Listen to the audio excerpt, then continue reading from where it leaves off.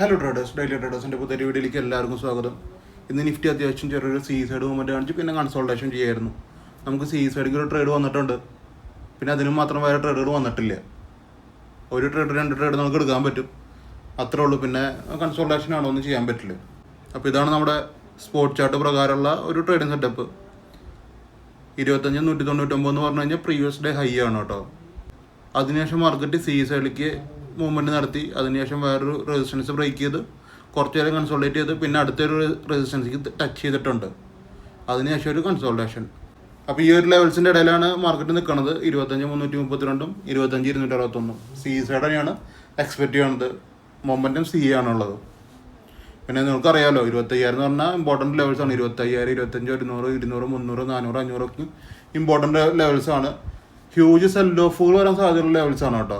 നല്ല ബൈയിങ് പ്രഷറുകൾ, പിന്നെ Q3, Q4 റിസൾട്ടുകളൊക്കെ വരുന്നുണ്ട്. അപ്പോൾ അതിൻ്റെ ഒക്കെ പ്രഷറുകളുണ്ടാവും. പിന്നെ മാർക്കറ്റിൽ ഡയറക്റ്റായിട്ട് അപ്ലൈ ആവണ കുറച്ച് കാര്യങ്ങൾ എന്ന് പറഞ്ഞാൽ ന്യൂസുകളാണ്. അപ്പോൾ ന്യൂസുകൾ എങ്ങനെ വരുന്നു, അതൊക്കെ ഈ ഒരു പൊസിഷനിൽ കാര്യമായിട്ട് എഫക്റ്റ് ചെയ്യും. അതായത് ഒരു നെഗറ്റീവ് സെൻറ്റിമെൻറ്റ് ന്യൂസ് ആണെന്നുണ്ടെങ്കിൽ വലിയൊരു സെൽ ഓഫ് ആവും ഉണ്ടാവുക. നല്ല രീതിക്കുള്ള ഫോളുകൾ സൈഡിലേക്ക് ഉണ്ടാവും. സ്പോട്ട് ചാർട്ട് പ്രകാരം ഞാൻ പറയുന്നതാണ്. ഞാൻ പറഞ്ഞിട്ടുള്ള ലെവൽ എന്ന് പറഞ്ഞാൽ 25,200 ആണ്. ഈ ഒരു ട്രേഡാണ് കറക്റ്റായിട്ട് ആക്റ്റീവ് ആയിക്കണത്. പക്ഷേ ആക്റ്റീവ് ആകുമെന്ന് പറഞ്ഞു കഴിഞ്ഞാൽ ഇത്തിരി റിസ്ക് ഉണ്ട്. ഇവിടെയാണ് 107 എൻട്രി. പക്ഷേ 107 എൻട്രി ഒരു 5 പോയിൻറ്റ് മുകളിൽ നിന്നാണ് കിട്ടുക. അതാണ് അവിടുത്തെ പ്രശ്നം. 124, 148 ഞാൻ കൊടുത്തിട്ടില്ല. അപ്പോൾ അതുകൊണ്ട് പ്രശ്നം മനസ്സിലായില്ലേ. പക്ഷേ 107 നമുക്ക് എല്ലാവർക്കും എൻട്രികൾ എടുക്കാം. നല്ല രീതിക്ക് പ്രോഫിറ്റ് എടുത്തവരുണ്ട്. 107 എൻട്രി എടുത്ത് പ്രോഫിറ്റ് എടുത്തവരുണ്ട്. ഇത് ഫുൾ ടാർഗറ്റാണ് കേട്ടോ. 107 210 വരെയൊക്കെ ഒരു 100 പോയിൻ്റ് മൂവ്മെൻ്റ് ആണ്. പിന്നെ 25,300 ആണ്. 25,300 95 കേട്ടോ പ്രൈസ് ഞാൻ കൊടുത്തത്. 75 ഞാൻ കൊടുത്തത്. അതുകൊണ്ടാണ് ഞാൻ 95 പറഞ്ഞത്. 95 ആണ് ഗ്രൂപ്പിൽ കൊടുത്തത്. അത് ഫസ്റ്റ് ടൈം SL ആണ്. രണ്ടാമത്തെ ടൈം SL അടിച്ചിട്ടുണ്ട്. മൂന്നാമത്തെ ടൈം കയറിയപ്പോഴാണ് പ്രോഫിറ്റിക്ക് വന്നത്. 95 132 വരെ പോയിട്ടുമുണ്ട്. ഇപ്പോൾ 2 SL ശേഷമാണ് വരണത്. പക്ഷേ ഫസ്റ്റ് ട്രേഡ് എന്ന് പറഞ്ഞാൽ നേരത്തെ കാണിച്ച ട്രേഡാണ് ഫസ്റ്റത്തെ ട്രേഡ്. അതിനുശേഷം വന്ന 3 ട്രേഡ് ഇങ്ങനെയാണ്. 2 SL അടിച്ചിട്ട് മൂന്നാമത്തെ ട്രേഡിൽ ഒരു 40 പോയിന്റ് കിട്ടുന്ന രീതിയിലാണ് പോയിരിക്കുന്നത്. പക്ഷേ അവിടെ ഹോൾഡ് ചെയ്യുന്ന ആൾക്കാർക്കാണ് പ്രോഫിറ്റ് കിട്ടുള്ളൂ. അത്രയുള്ള കാര്യം.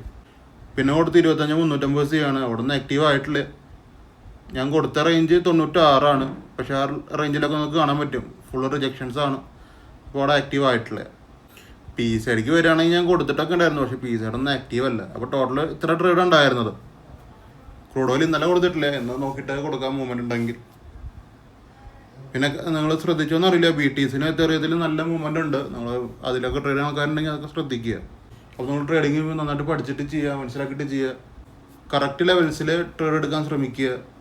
പിന്നെ സ്ട്രൈക്ക് ചാർട്ട് ഫോളോ ചെയ്യുക. സ്ട്രൈക്ക് ചാർട്ടിൽ നമ്മുടെ കണ്ടീഷൻ വരുമ്പോൾ എന്നെ ഫോളോ ചെയ്യുന്ന ആൾക്കാർ എൻ്റെ കണ്ടീഷൻ വരുന്ന നേരത്ത് മാത്രം ട്രേഡ് എടുക്കാൻ നോക്കുക. കെൻ ഇമ്പോർട്ടൻ്റ് ആണ് ട്രേഡിങ്ങിൻ്റെ ഉള്ളിൽ. അപ്പോൾ അത് നോക്കിയിട്ട് നിങ്ങൾ ട്രേഡ് എടുക്കുക. അല്ലെങ്കിൽ ലോസുകളൊക്കെ ഉണ്ടാവും. അപ്പോൾ അത്ര ഇന്നത്തെ വീഡിയോ ഇഷ്ടപ്പെട്ടാൽ നിങ്ങൾ YouTube channel subscribe, like, share, ഇൻസ്റ്റാഗ്രാമൊക്കെ ഒന്ന് ഫോളോ ചെയ്ത് വെച്ചേക്കുക. ഇൻസ്റ്റാഗ്രാമിൽ നല്ല അപ്ഡേഷൻസ് വരുന്നുണ്ട്.